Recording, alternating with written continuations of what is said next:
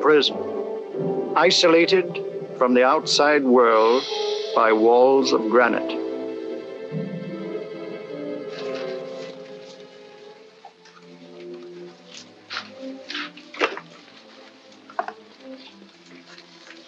They say you could get out of here by merely telling what you know. You may or may not be another Scotland Yard bloke. But I'll give you the same answer I gave the others. I still have 2 years, 8 months, and 6 days left in which to make musical boxes. That'll be sold at auction for the benefit of this delightful sanctuary. And I intend to serve them.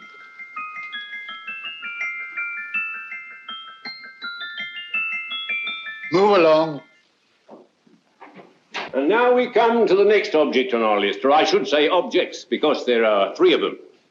Now, ladies and gentlemen, these can be bought together or separately. Now, these beautiful little musical boxes only arrived this morning, and I didn't intend to put them on the auction block until later, but I'm going to sell them now. So, good friends, as our old pal Mark Antony used to say, lend me your ears. And what do you hear? Right. The beautiful tinkle tinkle of a musical box. What a lovely trinket. What a beautiful gift. Created and made by loving hands. A thing of beauty and utility. I was going to start with £5. It's a bargain, £5. Do I see any hands? If there's a connoisseur in the house, will go £3 for it. £2. £1. 10 shillings. Thank you, sir. Ladies and gentlemen, 10 shillings is offered for a musical box you couldn't buy anywhere in London for less than £5. It'd be stealing to let it go for 10 shillings. Like taking milk from a baby. All right, we're selling for 10 shillings. 10 shillings, 10 shillings is offered, 10 shillings is offered, 10 shillings is offered. Will anybody give him £1? Will he give me £1? Oh, won't someone give me £1? £1 is offered, £1 is offered, ladies and gentlemen, £1 is offered. It's against you, sir. Will you go to £2? Will you go to £2, sir? £2. £2 is offered. £2 is offered. Going once, twice, third and the last call. Sold to the gentleman for £2. Sorry, my dear. Now, ladies and gentlemen, comes the opportunity to purchase an exact duplicate of the beautiful little musical box just bought by this gentleman for the ridiculous low price of £2. Oh, it's exactly the same. Exactly the same. Made with the same hands. You hear that? Isn't that lovely? That tinkle, tinkle, tinkle, tinkle. Sounds like Bow Bells to me, you know, with little angels pulling on the ropes, eh? Who'll give me £2 for it? Who'll start me with £2? Will anybody start me with £2? Oh, come, ladies and gentlemen.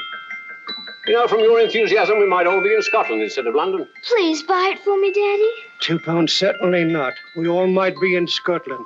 Besides, I don't like his manner. £1, 10 shillings. £1.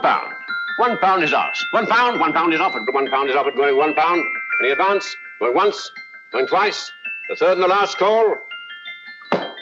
Sold to the lady for £1. Smart bidding, my dear. Thank you. We come to the third and last of these beautiful little musical boxes. Exactly the same. Tinkle, tinkle. Isn't that lovely? Ladies and gentlemen, I don't bring you here to gull you and swindle you. This is the exact replica of those 2 I just sold before.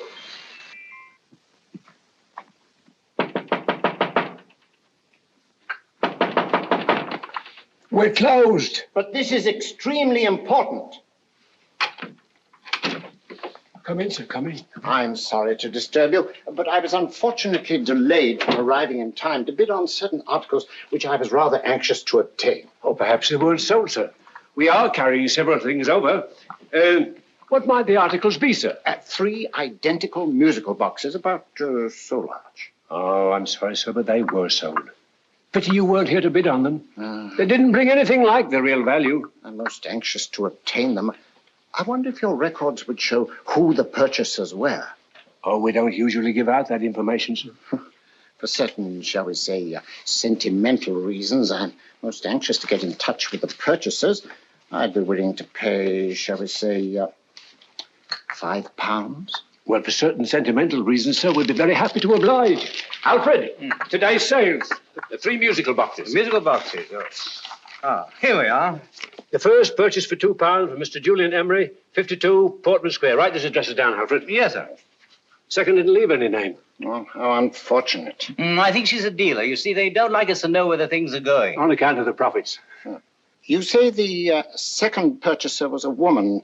Can you give me a description of her? Oh, she was a young woman. Fairly tall, slender. She had a light complexion and dark hair, and she was wearing A grey suit, don't you remember? That's right. She probably runs a gift shop. She paid £1. You say she comes here fairly frequently? No, I didn't say so. But she does, sir. Like as not, she'll come in on Thursday. We have sales on Mondays and Thursdays. Oh. And the third box? The third? Mr. William Kilgore, 143B Hampton Way. For 10 shillings. Quite a drop from £2. Mr. Kilgore was a Scotchman. Oh. Well, thank you. You've been most helpful. Oh, thank you, sir. And any time you're passing, drop in. We always have lovely things for sale. How kind, sir? Thank you. I'll be back Thursday.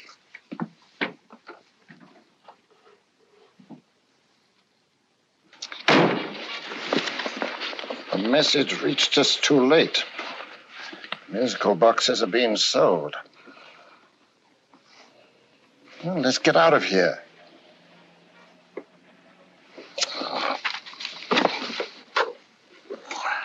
Someday you'll go too far. Reaching for a star, you fool. Yet a fool may touch a star, Colonel Cavanaugh, if he but reach high enough. But not possess it as you would. The musical boxes, they're being sold. What a pity for you, my dear Colonel. Is it my fault that the message reached us only an hour ago? Is it my fault that they were sold? You can't hold me responsible for that. Hope for your sake you're right.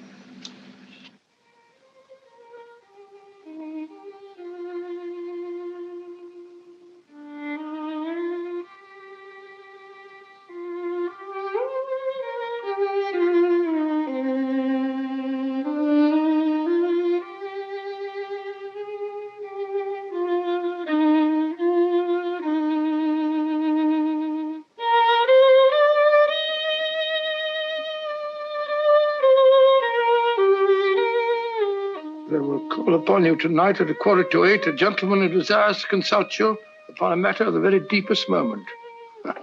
Remember that letter, Holmes? It was written over 2 years ago.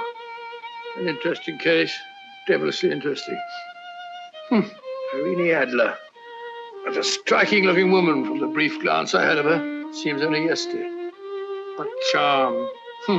What poise, and what a mind. Sharp enough and brilliant enough to outwit the great Sherlock Holmes himself. I take it the new issue of the Strand magazine is out, containing another of your slightly lurid tales. It is indeed. And what do you call this one? I call it A Scandal in Bohemia. Not a bad title, eh?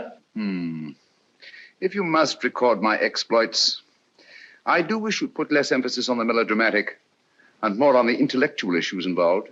More on the What do you mean by that? Well, I do hope you've given the woman a soul. She had one, you know. By the woman, I suppose you mean Irene Adler. Yes. I shall always remember her as the woman.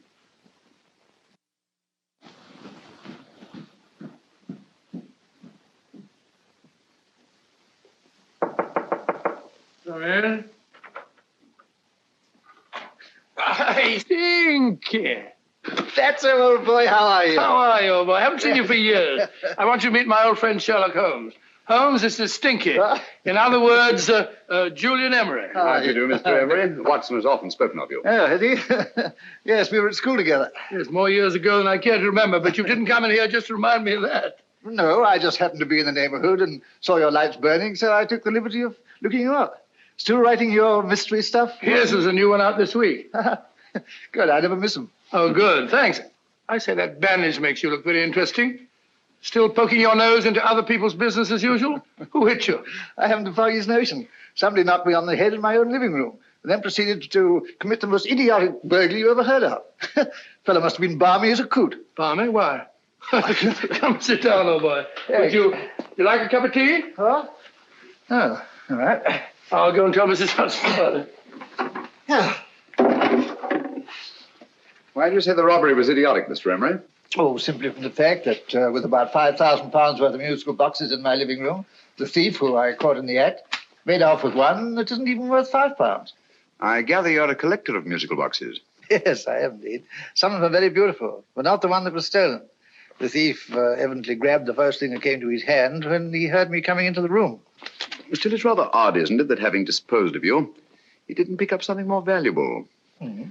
Was there anything unusual about the stolen box? No, nothing at all. No, I picked it up in the south of France, several years ago. You say you have many valuable music boxes, and yet the thief made off with one that isn't worth £5. Sounds like rather an intriguing little problem. Well, I take it that he was just an ordinary petty thief and didn't know the value. That is a possible explanation, and yet I venture to say that the average petty thief has a more extensive knowledge of the value of objets d'art than the average collector. Well, anyway, that's Scotland Yard's theory. They didn't get very excited about it. That's consistent anyway. I wonder if I might see your collection, Mr. Emery. Oh, of course you could, yes. Nothing a collector likes more than showing off his trophies. When would it suit you? No time like the present. Good. My place is just round in Portman Square. Shall we? Yes, right. Hello? Where are you going? Stinky hasn't had his tea yet. Oh, I'm sorry. We're going round to my place, where I'm going to give you something better than tea. Now, this one was made for Louis XV, and is one of the very few still in existence from that period. And a particularly fine specimen at that. Charming, isn't it? Quite. It all sounded to me like a lot of mice running about on a tin roof. I'm afraid you have no ear for music, Watson. Give me a good old band playing a rousing march. You have all your silly little tweets.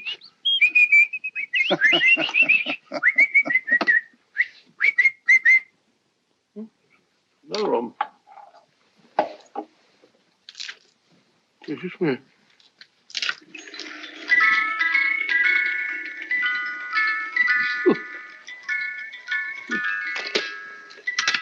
Stupid thing. Singing rabbit. What would you say offhand is the value of a box like that, Mr. Emery? Well, it's hard to say offhand, but I think it would bring about £500 or £600 today. It's the gem of my collection. Yet a thief who steals an oddity like a musical box passes up one worth £500 for one of almost no value at all. Odd. Very odd. What was the stolen box like, Mr. Emery? Oh, just a plain wooden box about so big. Mm-hmm. As a matter of fact, I have one over here almost exactly like it. I picked this up yesterday at an auction room in Knightsbridge. Paid only £2 for it. Of course, I wouldn't in the ordinary way add one like this to my collection, but the tune intrigued me. I'd never heard it before.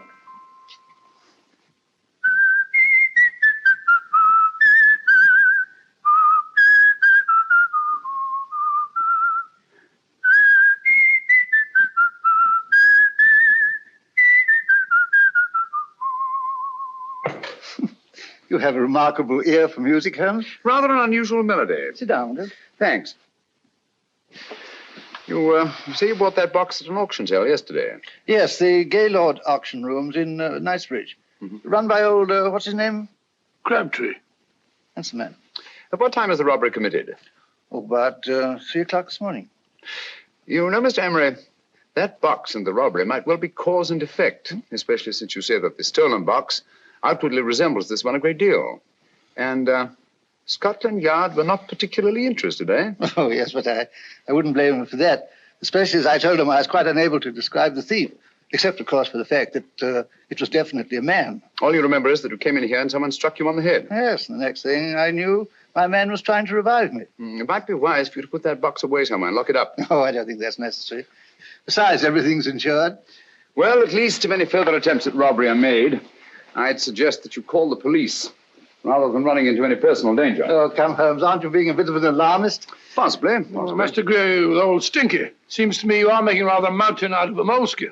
Molehill is the word, old boy, and it's time you were in bed. Thanks so much for letting us see your place. Now, it's been glad meeting you.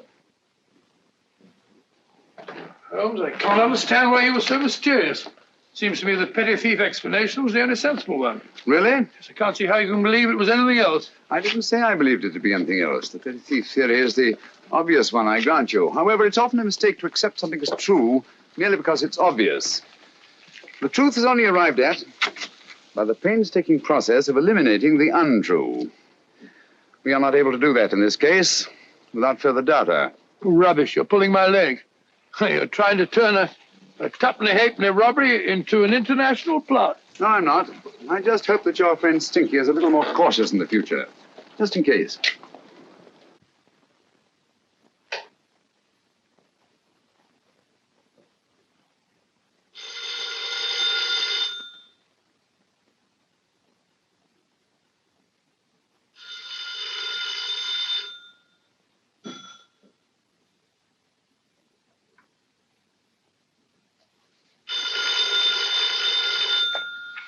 Hello? Yeah? Julian Emery here. Who? Why, of course I remember you, Mrs. Courtney. Yes, you're the one bright spot at that appallingly dull affair of Lady Sanford's. Huh? Of course it isn't too late to come around. Yes, I shall be delighted to give you a drink. I tell you what, come straight up and I'll leave the door unlatched. Right, well, 15 minutes? Good. I shall be counting each moment. No, I mean that, really. Right, goodbye.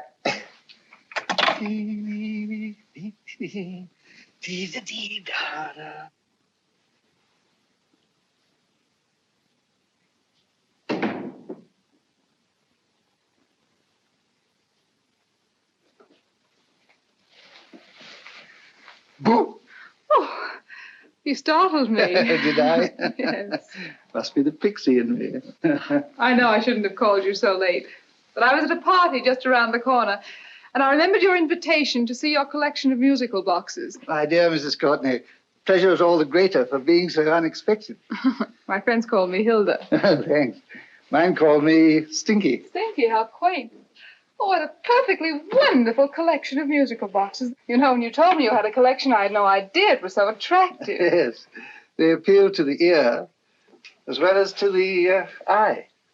Oh, what a plain little one. Why, it looks just like a country cousin amid all this grandeur. No. You mustn't underestimate the country cousin.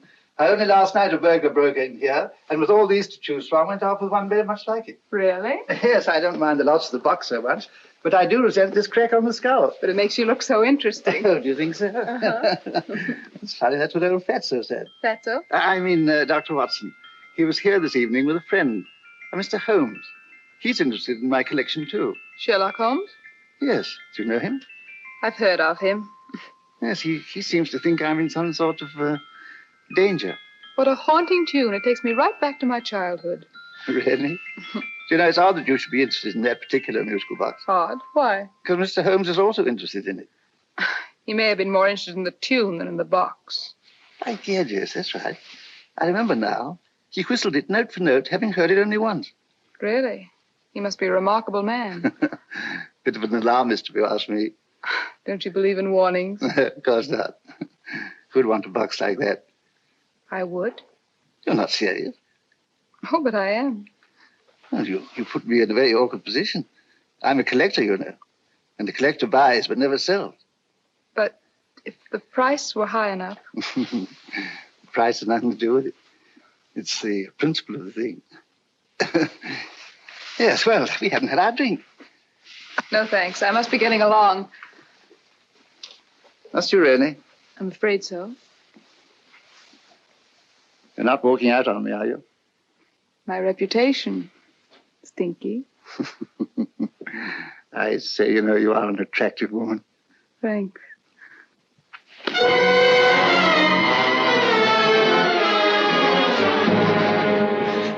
You fool. I told you to wait outside. What did you have to kill him for? All I had to do was walk out with this. He held you in his arms. Don't touch him. Don't touch anything. Now get out. I'm sorry. You're sorry. What about me? This is murder. What about Scotland Yard? What about Sherlock Holmes? Now get out!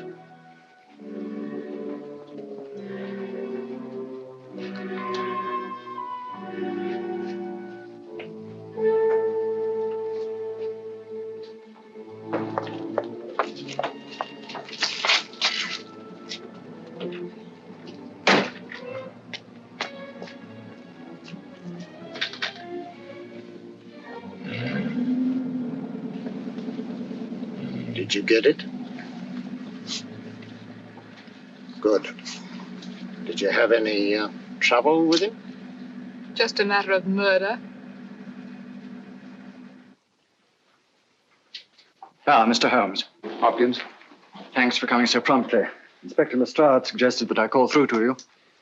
Mr. Emery was the client of Mr. Holmes, Inspector. Indeed. You didn't mention that when I telephoned you, Mr. Holmes. Well, not exactly a client, Inspector. Sergeant Thompson?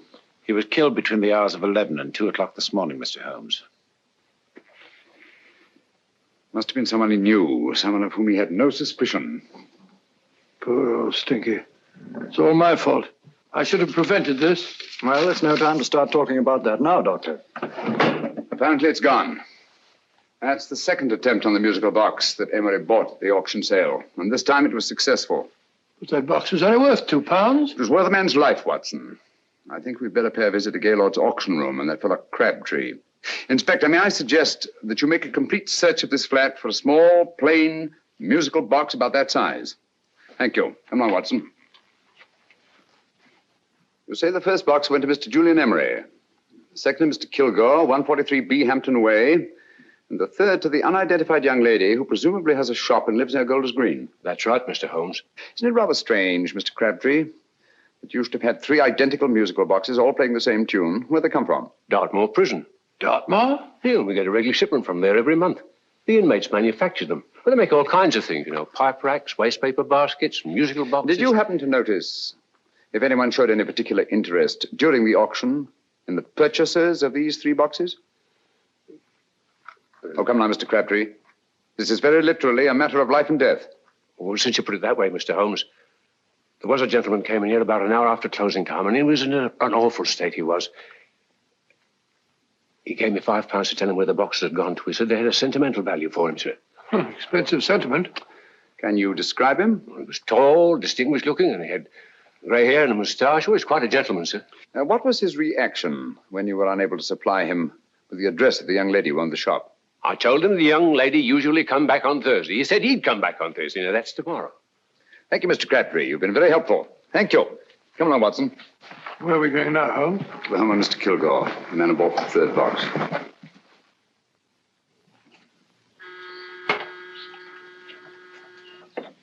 But hang it all, Holmes, how do you know those other 2 musical boxes are of any importance? I don't, but I certainly have no intention of waiting until the owners are murdered to find out. No one at home. I hope that's the explanation. I'll have a look through this window.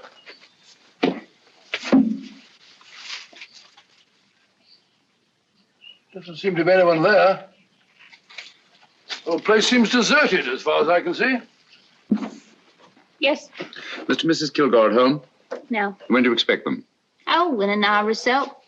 There's no use you're hanging about. They don't buy nothing from peddlers. Peddlers? My good woman, this is Mr. Sherlock Holmes. Sherlock Holmes? Oh, go on. Do you mind if we come in and wait?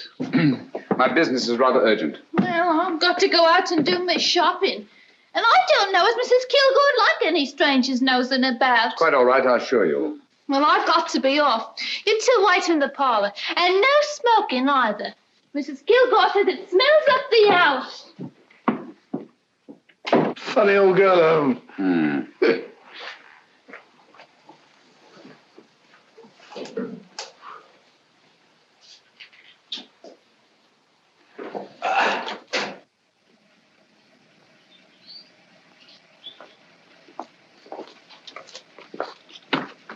Park Lane. Park Lane? And what would the likes of you be doing in Park Lane? Now, don't worry about the fare, Ducky. If you knows how to get to Park Lane, up it.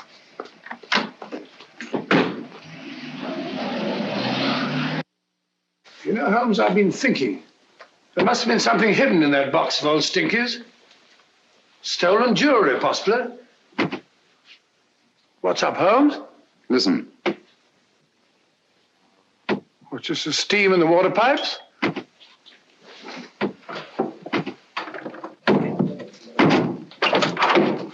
Watson! Great Scott!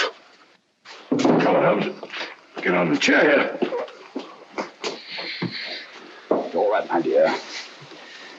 There. Now, don't worry. It's all over.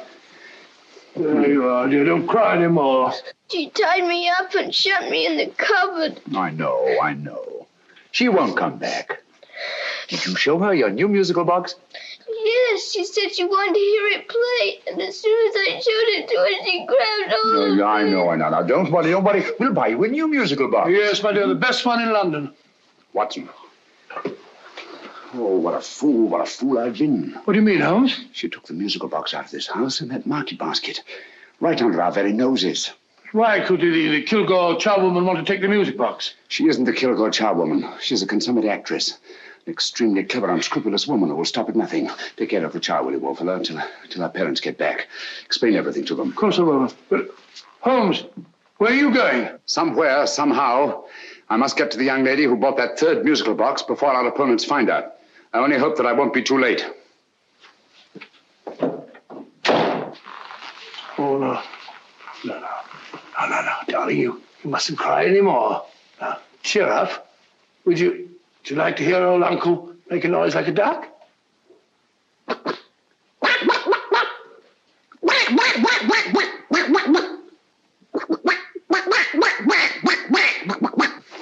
Oh, sorry.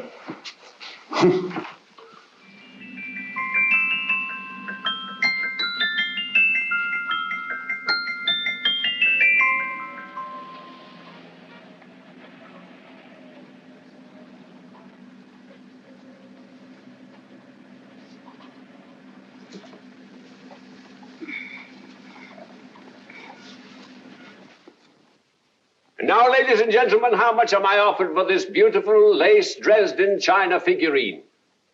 A lady of the French court. Now, this is the genuine article.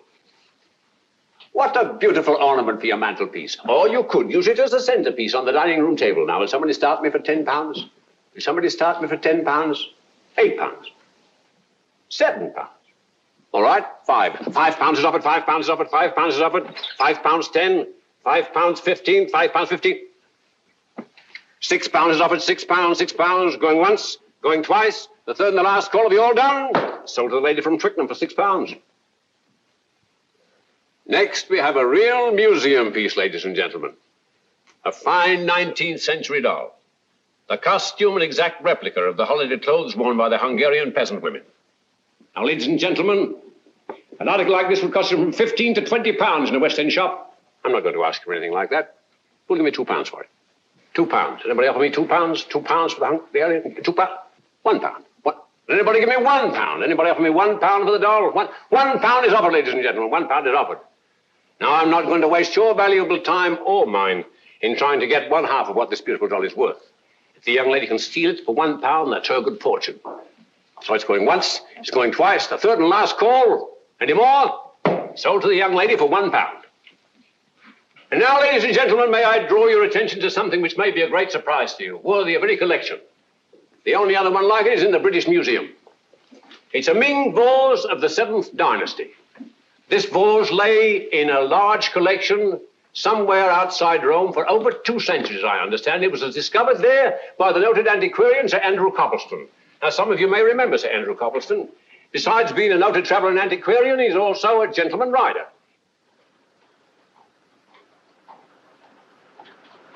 The girl with the parcel in her hands, that's her. Are you sure that's the girl? Well, she fits perfectly the auctioneer's description. Follow her, Hamid.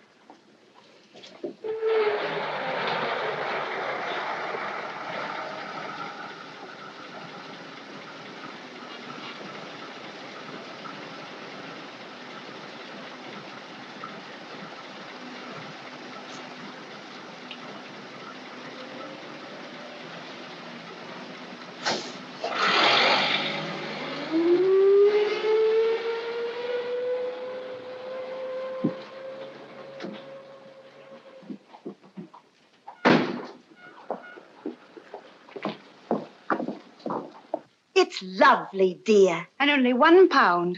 We can get at least 3 for it. Easily. I'll go make some tea. I could do with a cup. Right.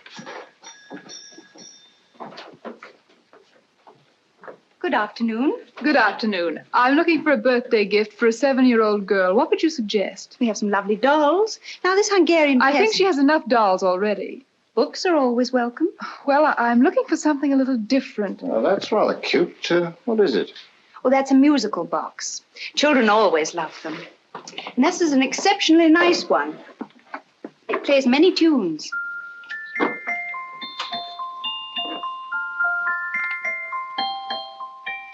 Have you any others? Yes. If you'll just step this way. I have only 2 left.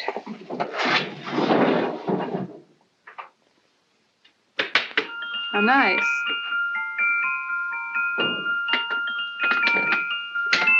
Are you sure this is all you have? I'm sorry. They're rather hard to find, you know. That's our entire allotment. I did have one other, but I sold it earlier this afternoon. But it was only a plain wooden one. It wouldn't have been a very nice gift for a child. Really? Do you happen to know who the purchaser was? Why, yes. He left his card, just in case anyone should inquire for him.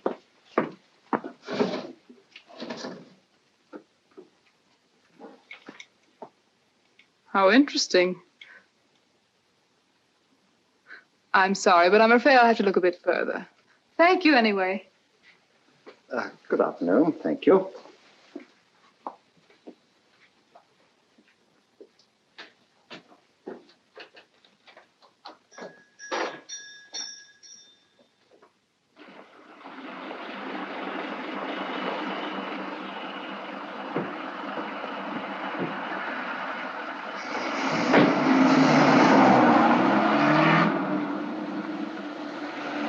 Heavy!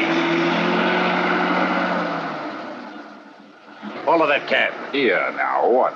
Scotland Yard. Hop in.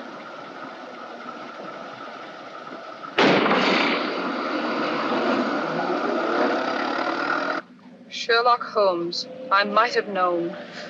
We thought we were the hunters, instead of which we're the hunted. We've been fools. We played right into his hands. Of course. He's had us followed. Don't look. The man in front of the toy shop. Hamid, turn sharp right at the next corner and again at the next.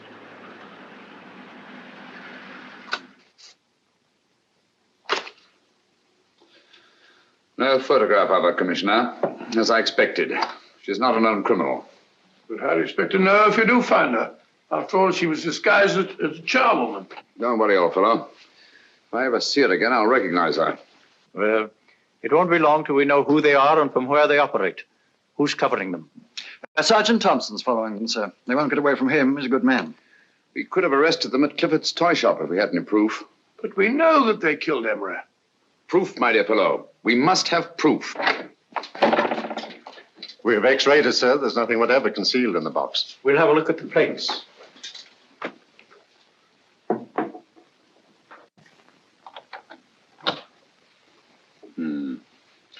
There must be some clue. And it's probably so obvious that we've all overlooked it.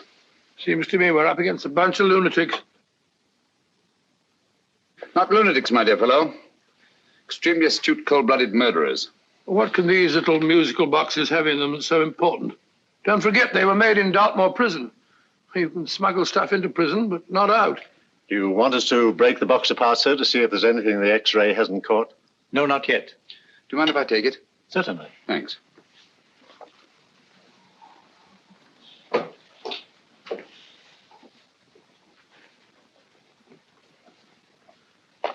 The governor of Dartmoor Prison informed us, sir, in answer to Mr. Holmes' question, that all 3 musical boxes were made by the same convict, John Davidson, serving a 7-year term, sir. Davidson? The Bank of England plates. That'll be all. Yes, sir. Now we're getting somewhere. Wait a minute. How did you know about the plates, Mr. Holmes? I'm a student of crime, Inspector. I make it my business to know about such things. And when the name of Davidson was mentioned... Well, who is this fellow Davidson? As long as Mr. Holmes seems to know all about it already, I suppose there's no harm in telling you. 2 years ago in London, there occurred a robbery of such tremendous importance, although the stolen articles themselves have no intrinsic value whatsoever, that the Home Secretary was instrumental in seeing that not a word of it appeared in any newspaper. But you never told me anything about this, Holmes. You were away at the time. Articles of no intrinsic value and yet of such importance? I don't understand. Davidson was apprehended within 15 minutes of committing the theft. But by that time, he'd hidden the articles in question and they've yet to be found. Before going further, Dr. Watson, I must inform you that this matter's not to be mentioned outside of this room. Of course not. Do I look like a man who'd gossip? Let's not go into that now, old fellow, shall we? Davidson had been employed for years in a position of extreme trust by the engravings department of the Bank of England. The articles he stole were nothing less than a complete duplicate set of plates for printing £5 notes. What? The Bank of England's own plates? Precisely. And with those plates, a gang of crooks could flood England with £5 notes, not forged in the usual sense of the word, but notes undetectable from genuine Bank of England notes in any way whatsoever. Good heavens. Any whisper at all might have resulted in enormous damage in shaking public confidence in the Treasury. We tried everything after we arrested Davidson. Offered him a shorter sentence if he'd tell us where he'd hidden the plates. Why, we even put in Scotland Yard men with him as cellmates, but no results. Obviously, Davidson is a man of strong character and infinite patience. Yet suddenly he feels impelled to smuggle out the secret of the hiding place of the plates to his confederates. Why? I don't understand, Mr. Holmes. Well, for example, has the Bank of England made any plans to radically change the design of the £5 note so that in, say, 7 years from now, notes made from the stolen plates would be worthless? Confidentially, Mr. Holmes, such a move was discussed. But replacing all the £5 notes in circulation would be such a Herculean task that nothing's been done about it as yet. I see. Of course, there is another possible explanation. Davidson didn't have much time to find a hiding place before he was captured. He may be afraid that the plates will be accidentally discovered before he's released. Hence his anxiety to communicate their whereabouts to his confederates as soon as possible. I believe you've hit it, Mr. Holmes. I'm sure that the message is contained in this musical box.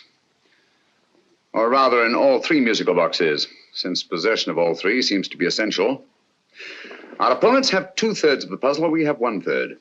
Well, what are you going to do, Holmes? Try to deduce the message from the 1/3 that we have.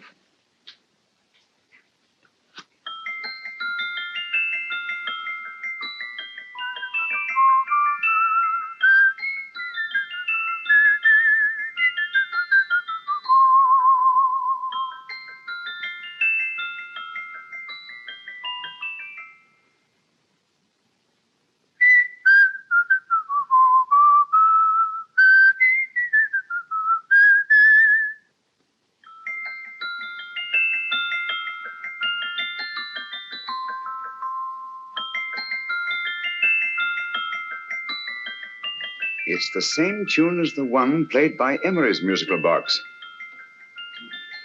And yet it's different.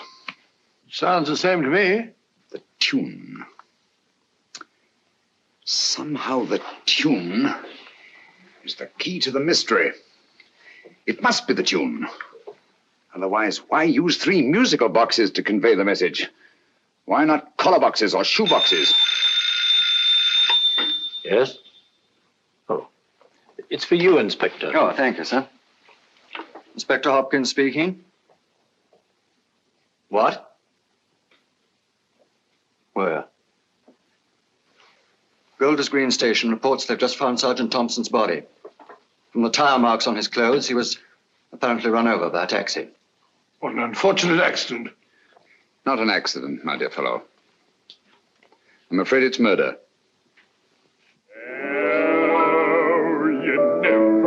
Just who you're going to meet when you're walking down a busy London street. Mrs. Hawkins, Mrs. Brown, any subject of the crowd. Oh, you never know just who you're going to meet. So you better hold your topper in your hand, just in case you meet a lady on the Strand. Girls will think you're kind of sweet, and your day will be complete. Oh, you never know just who you're going to meet. Now, a gentleman is judged by his appearance. Yes, a gentleman is judged by how he talks. Now, he's much better off when he's acting like a toff, especially if he's taking him a walk. What on earth is this outlandish place? A rendezvous for actors. Actors? Buskers, old boy. You've seen them 1,000 times. Actors who entertain the queues, waiting outside theaters. Who you're going to meet when you're walking down a busy London street. So you better wear your best, advise to look your best, 'cause you never know just who you're going to meet. So you better keep your manners right in view, just in case a lion gives a how you do. Keep your trousers in a pleat, shine your shoes and keep them neat, 'cause you never know just who you're going to meet. Blimey. Mr. Holmes. How are you, Joe? Never met him. And yourself? Fine, thank you. I want you to meet a friend of mine, Dr. Watson, Joe Sisto. Oh, well, any friend of Mr. Holmes is a friend of mine. Hi, Joe. He did me a good turn once that I'll never forget. Yes, I cleared Joe of a most unpleasant charge. Murder, no less. Oh, really? By proving to the satisfaction of the police that he was busy at the time blowing open someone's safe. That's right, Governor. Good gracious me. Joe, now you can help me. Come on, buzz off, buzz off. Come on, up it, up it. Can't a gentleman have some peace and quiet around here? And you too. There you are, Mr. Holmes. Now we can have some peace and quiet around here. Thank you, Joe. There's £5 in this for you. Well, I wouldn't want to take it on myself, sir. But I can get somebody to do it for you for half of that. You don't know what the job is yet. For £5? Murder, ain't it? What? No, Joe, not murder, just music. I want you to identify a song for me. Oh, there ain't a song that's been written that I don't know. That's why I came to you. Of course, the violin is more my instrument, but, oh, well, here we go. Now listen to this, Joe.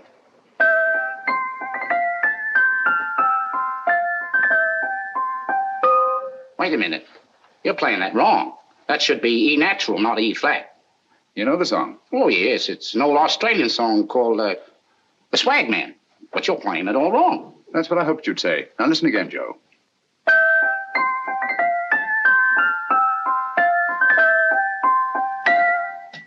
That's the same tune, all right. But you're making different mistakes than you did the first time. No, not mistakes, Joe. Call them variations. Here, play the song for me, will you? The way it's written.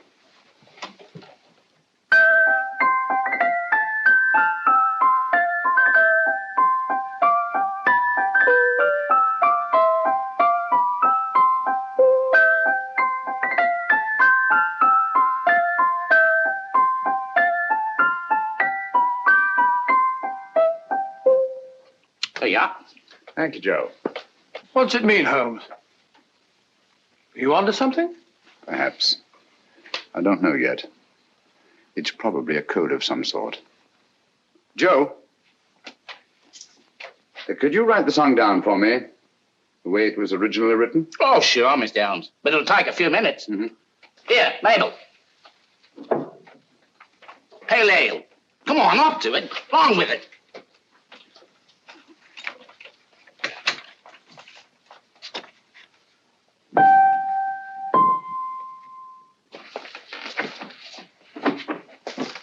Well, obviously it isn't the lyrics. No combination of those words made any sense at all. The variations in the way Emery's musical box played the tune are different from the variations in the one we have. You sure? Quite. You see, I took the trouble to memorize the tune as played by Emery's box that night we were with him in his flat. Holmes, you amaze me. Elementary, my dear fellow. One of the first principles in solving crime is never to disregard anything, no matter how trivial. But why are 3 boxes? Why not 1? Because the message was obviously too long to be conveyed by any one variation. Then there's the 3rd box, the one that woman took from the Kilgores. That contains yet another set of variations. Yes, well, it's all beyond me. Well, all we have to do now is to find the secret of the variations. Not a very easy problem to solve, my dear fellow.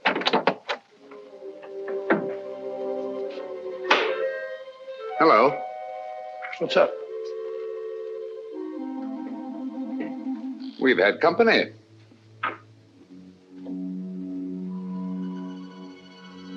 I say, this is outrageous. Ask Mrs. Hudson to come in here, will you? Right.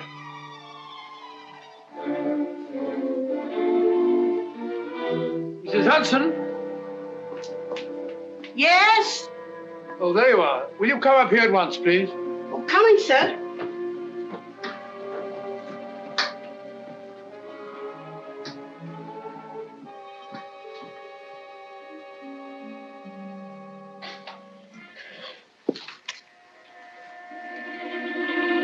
Mercy me, Mr. Holmes. What has happened? Who called while we were out, Mrs. Hudson? Just a young lady. The one who said you wanted her to wait for you. And a nice-looking old gentleman with Our her. friends again, Watson. Friends? What did the young lady look like? Oh, I couldn't see her face. She had a heavy black veil on. But she had such a nice way with her. Oh, I'm sorry, Mr. Holmes, if I've done anything wrong. But you did say I should always let clients come in and wait for you. Don't worry, Mrs. Hudson, don't worry. You had no way of knowing. It's quite all right, quite all right. Now, don't worry, Mrs. Hudson. Don't worry. Where on earth's the musical box? They didn't get it. Didn't get it? Where is it? It's in your hand. Huh? In that biscuit jar. Take the biscuits off the top. Now put your hand inside, and you'll find the music box. Well done, Holmes. Well done. Amazing.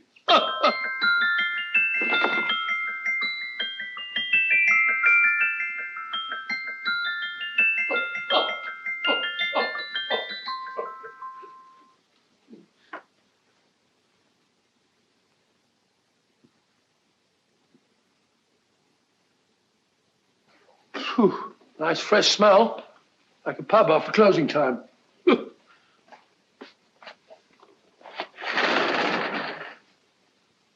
I say, Holmes? What? It's morning. Allow me to congratulate you on a brilliant bit of deduction.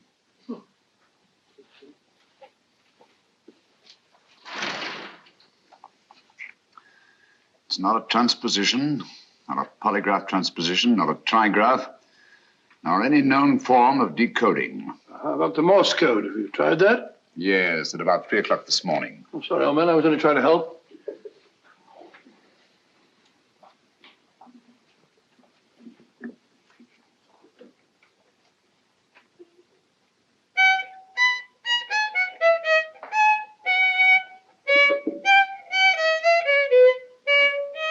Oh, do me a favor. Not again. Must have heard that thing 1,000 times.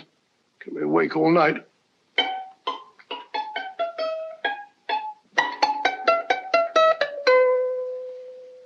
Not a very distinguished composition, I grant you. You know perfectly well I don't know one tune from the other. When I was a kid, my people tried to have me taught the piano. I've always felt sorry for that old teacher of mine. The poor old girl finally reached the point of numbering the keys for me. 1, 2, 3, 4. Even then, I never progressed beyond... Numbering the keys, Watson. The 19th key of the keyboard is the 19th letter of the alphabet. S. Here. Write it down when I give it to you, old fellow, will you? First altered note. Write S first. Now, the 8th key is H.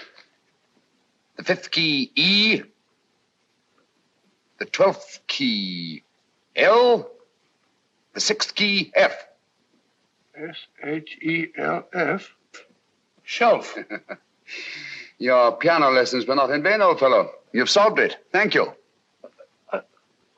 Thanks, old bean. Hold it. We now have 2/3 of a message. Behind books, 3rd shelf, secretary, Dr. S. Presumably, these are the first and second portions of the message. And this gang has the first and third parts of it. Precisely. Then it's a stalemate? Yes, Commissioner, but we can't leave it like that. There's no doubt in my mind that they'll try to secure our third of the message that's missing. Well, I assume you've taken every precaution to guard the Clifford music box. Oh, yes, it's carefully hidden at Baker Street with Dr. Watson on guard. However, I'm reasonably certain that, difficult as it may be, we can find the plates even without the missing part of the message. Behind books, 3rd shelf, secretary, Dr. S. Well, outside of the fact that Davidson hid the Bank of England plate somewhere in London, Mr. Holmes, I don't see that we've progressed at all. Allow me to point out to you, sir, the key words Dr. S. It looks as if the plates were hidden in the house of the doctor. Whether S stands for his first or last initial remains to be determined by a process of elimination. Well, there must be 10,000 doctors in London with S for a first or last initial. Precisely.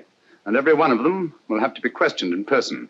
That's why I say this is a task for Scotland Yard. It's a task, all right. But Scotland Yard has searched worse haystacks and found a needle.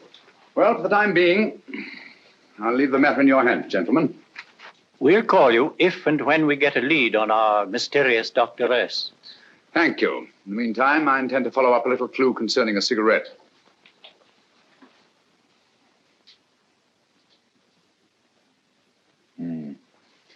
You're certain of the identification of the tobacco? Absolutely. I have made up this special blend for only 3 customers. It is almost pure Egyptian, with admixture of latakia for added body, and a pinch of perique. Merely a whisper, as one might say, for elusive fragrance. Yes. And the 3 customers? Major Wilson in Bombay, India. Mrs. Catherine Leamington Smith in Ireland. Yes, and the 3rd? Mrs. Hilda Courtney of Park Mansions, Bryanston Square. Thank you. Thank you very much. You've been most helpful. It is a pleasure to have been of service, Mr. Holmes.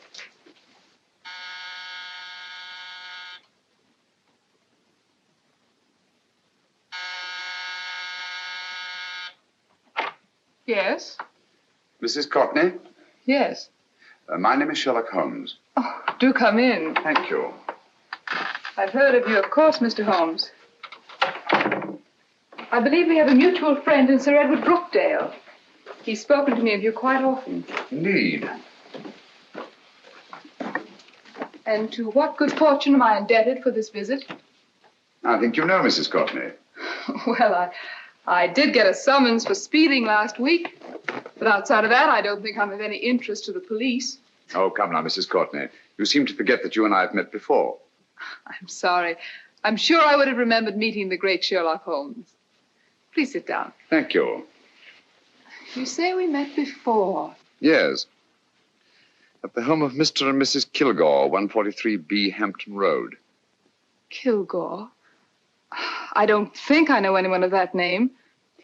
Well, I didn't say you knew them. As a matter of fact, you called on them when they were out. I don't understand, Mr. Holmes. Really? And you were dressed rather differently. Indeed. Cigarette? Thank you.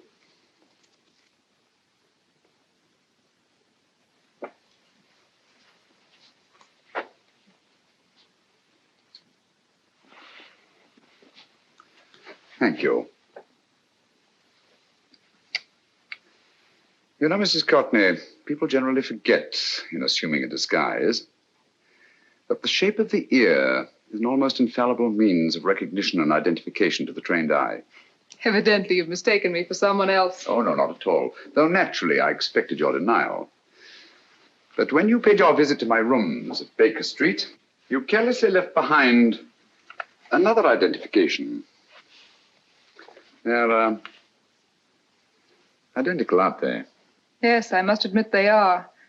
You see, Mr. Holmes, to catch one as clever as you, I had to use a very special lure.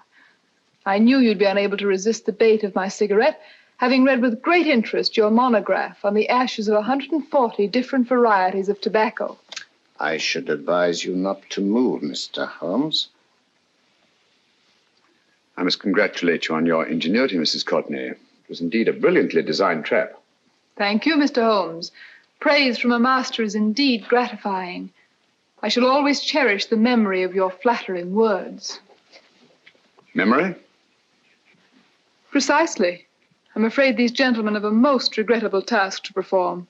Unless, of course, you care to turn over the missing musical box with your pledge to take no action against us in the future. I'm afraid that will be impossible. I thought that would be your answer. Hamid! Careful! Careful. There's no need to be unnecessarily rough with our distinguished guest. You realize, Mr. Holmes, that your demise will not take place here. The corpus delicti, you know. Well, naturally. Shall we go? It's so fearfully awkward having a dead body lying about. Don't you agree, Mr. Holmes? Another dead body shouldn't weigh too heavily on your conscience, Mrs. Courtney.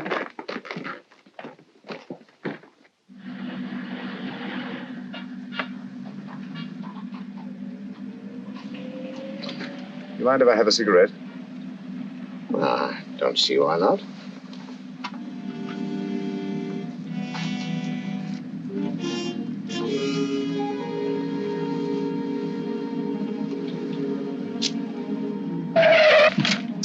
Be careful, Hamid. It's the brakes, they bind. Thank you, Colonel Kavanagh. It's very considerate of you.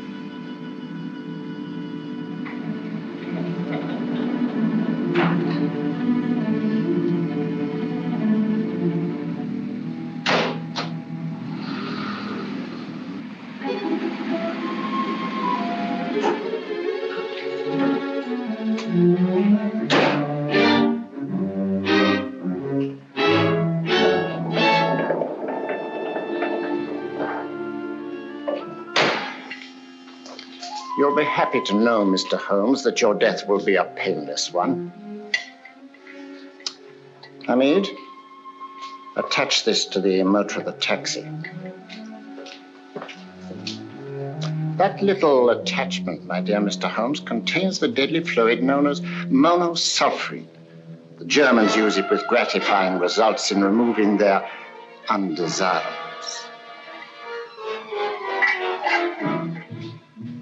Start the motor.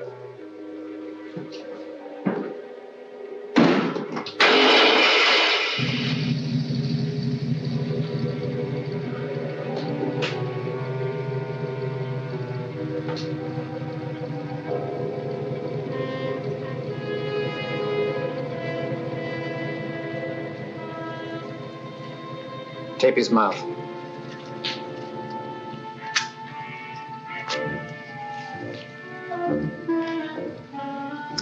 Now, up with him, Hamid.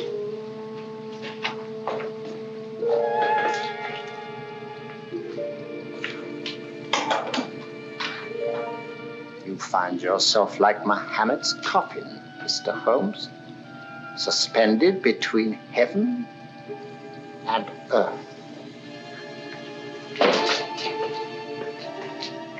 Plenty of fuel in the tank? Good. It would be too bad to have anything go wrong through so simple an oversight.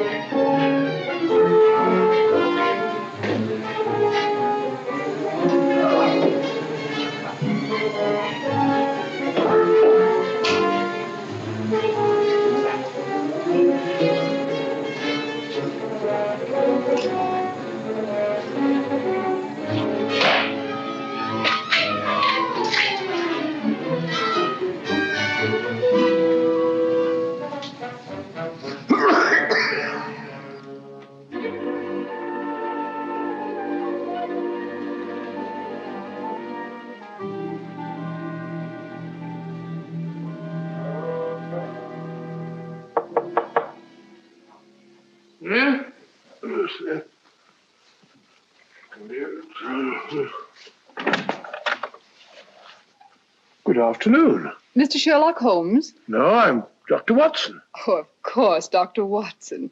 How stupid of me. Oh, so this is stupid of me. Won't you come in? Well, I really came to see Mr. Holmes. Oh, I'm afraid he is out. I don't know when he'll be back. Perhaps there's something I can do. Won't you sit down? Thank you. You know, Sherlock Holmes and I have been engaged on a great many cases. Oh, really? Yes, indeed. As a matter of fact, this very moment, we're involved in one of the most baffling... Oh, well, won't you tell me your trouble? I may be able to help you. That's very kind of you, Dr. Watson. Perhaps if I wouldn't be imposing too much. Imposing? Oh, there's no imposition. No imposition at all. A pleasure, I assure you. Now, tell me all about it, Miss Williams. Mrs. Williams. I live in Surrey, Dr. Watson, and I've come up to London in sheer desperation. My only sister has disappeared, and the local police seem utterly unable to find her. Well, Holmes and I solved a case exactly like that once. Very interesting as far as I remember. I call it the adventure of the solitary cyclist. Oh, sorry. Now I come to think of it, it wasn't so very similar. Entirely different. I don't think what I was saying. Where were we? She's only 17, Dr. Watson, and until she disappeared last Thursday, she seemed to be in the best of spirits. Possibly a romantic entanglement? Oh, no, nothing of the sort. She left no note, didn't even pack a bag, no explanation. She just started to walk to the village from our house in broad daylight and simply vanished from the face of the earth. Oh, there. Might I have a glass of water? Glass of water. One minute.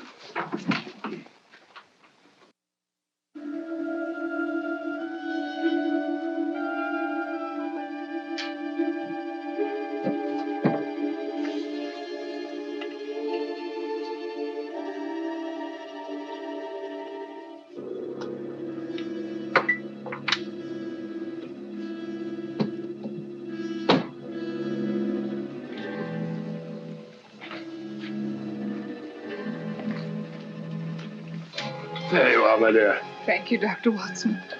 No, you're not to cry anymore. You must pull yourself together. Oh, I feel much better already knowing that you're going to help me. Oh, Dr. Watson, look! Good heavens!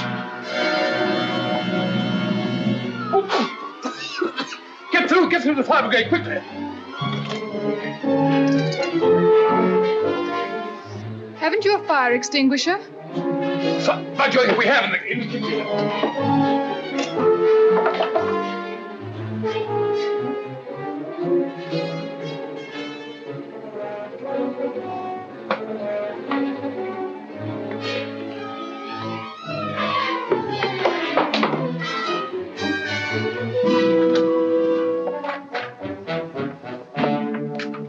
Don't you worry, Miss Williams. We'll have this thing out in no time.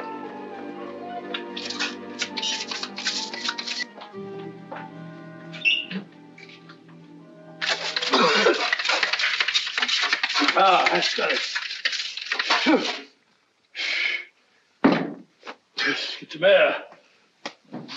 Well, you see, there was no need for the fire brigade after all. I hope you weren't too frightened, Miss Williams. Gone. That's the trouble with women. They always lose their heads in an emergency. Well...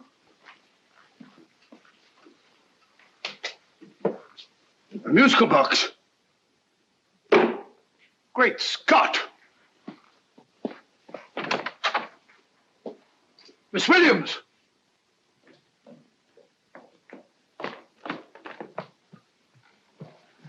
Well, good. And Holmes? By now, Mr. Holmes has no doubt exchanged his violin for a harp. Always assuming that heaven is his destination. Yeah. And now that we have the missing musical box.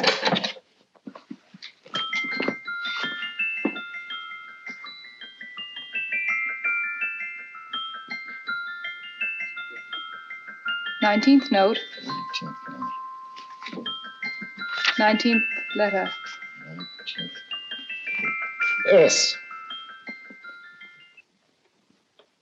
He hasn't been there, you say? Holmes, where on earth have you been? I've been trying to get you at the club, at Scotland Yard, all over London. You're looking for me in the wrong places. Holmes, terrible things happened. I've been duped. That woman, she made a complete fool of me. Well, what do you mean? Well, she came here, let off a smoke bomb. I thought the whole place was on fire, and my first thought was to save the musical box. No need to say any more. She has the box. Yes. Don't blame yourself too much, old fellow. She's an extremely clever antagonist. Smoke bomb, you said?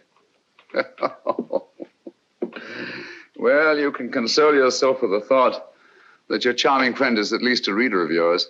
What do you mean? If I remember correctly, you wrote about my little experiment with smoke and the cry of fire in a story you entitled A Scandal in Bohemia, which has just appeared in the Strand magazine. All right, old boy. Don't rub it in. Well, it may cheer you up to know that you made a fool of me, too. That cigarette stub was planted here for one express purpose. We're going to bandaging around this place. Bandaging? What's the matter, Holmes? You hurt? Explanations will have to wait until later. At the moment, we're faced with a problem which I fear is insurmountable. Come over here, old boy, will you? Right.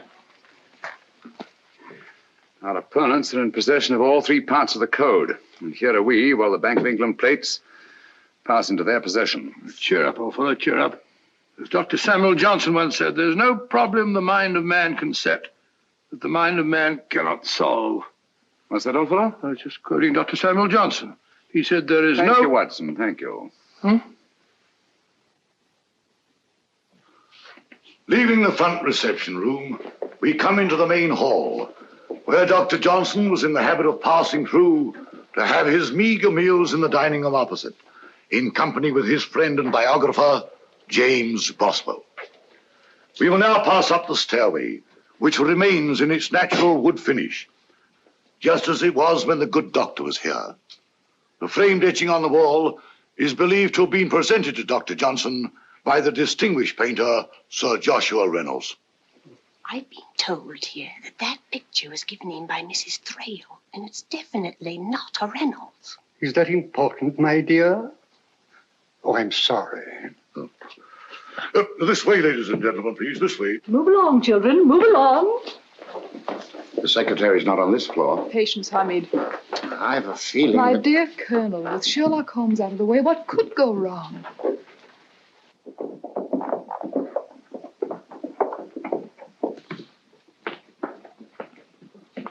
And here we have the Garrett Library, in which Dr. Johnson wrote his famous dictionary, and in which you will see also many of the great man's books and other items of interest. Step forward, ladies and gentlemen, please, step forward. Standing in the corner is the secretary, which contains many of the original works by the literary genius. On this table, Dr. Johnson's cat, Hodge, used to sleep while his master worked. A strange thing about this cat, ladies and gentlemen, was its love of oysters. They do say that the dear doctor often went hungry to find the cat that delicacy. What a pity. Now we will visit the grey room, which is immediately below us, in which you will see the very bed in which Dr. Johnson died. What did he die of? Gout. Just gout. This way, ladies and gentlemen. Mind the steps, please.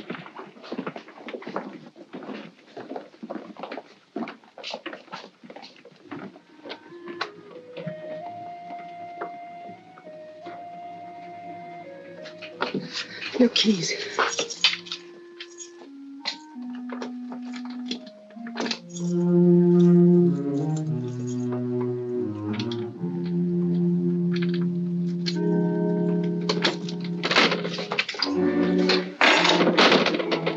Third shelf up.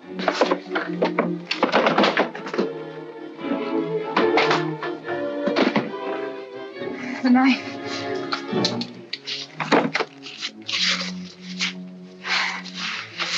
Gentlemen, the Bank of England plates. Well, Mrs. Courtney, so we meet again. No, I shouldn't do that if I were you, Colonel Cavanaugh. I must congratulate you, Mr. Holmes. You're far more clever than I thought. Thank you, Mrs. Courtney. Praise from you is indeed gratifying. I shall always cherish the memory of your flattering words. Memory? Oh, thank you. And now I have a most regrettable task to perform.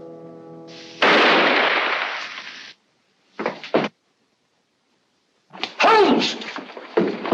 Coming, Holmes! Holmes! You all right? Perfectly, thank you, old fellow, but I think this gentleman on the floor requires some medical attention. We must see that he looks his best, you know, when he's hanged. Take them in charge.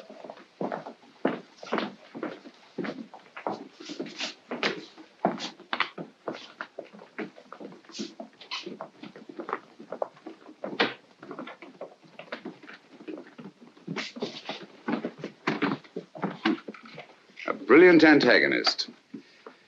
It's a pity her talents were so misdirected. Will you see that these plates are returned to the Bank of England, Inspector? I still don't understand how you solved it, Mr. Holmes. It's entirely due to Dr. Watson. He gave me the clue when he mentioned Dr. Samuel Johnson. Well, congratulations, Doctor. Oh, thank you, Inspector. I don't think I could have done it entirely without Mr. Holmes's help, you know.